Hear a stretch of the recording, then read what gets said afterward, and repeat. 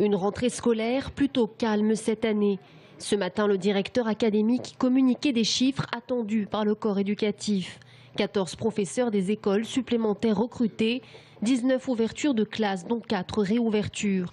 Une décision prise en amont après concertation des maires, jugée plutôt favorablement par les syndicats. Disons qu'il est préférable, bien entendu, de faire une rentrée comme on la connaît aujourd'hui en ayant des postes supplémentaires pour pouvoir la réaliser, qu'en subissant des fermetures massives de postes comme on a connu ces dernières années. Sauf que si on regarde ce qu'attendent les enseignants, les professeurs des écoles en priorité pour pouvoir faire réussir leurs élèves, c'est une baisse des effectifs dans les classes. Sur les 50 000 élèves du département, la moitié est passée hier au nouveau rythme scolaire.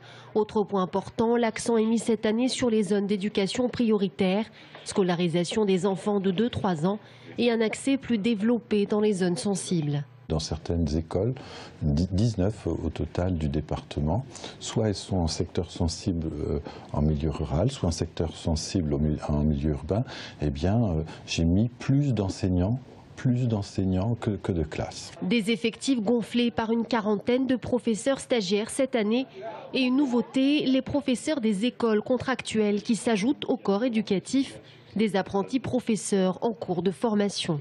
Ceux-là sont 90 à partager leur temps entre l'ESP et puis le terrain. Ils ont une classe un jour par semaine, tous les lundis. Ils sont 90 comme ça. Une année qui sonne comme une expérimentation pour les 423 écoles d'Indre-et-Loire, au cœur de la refondation de l'école.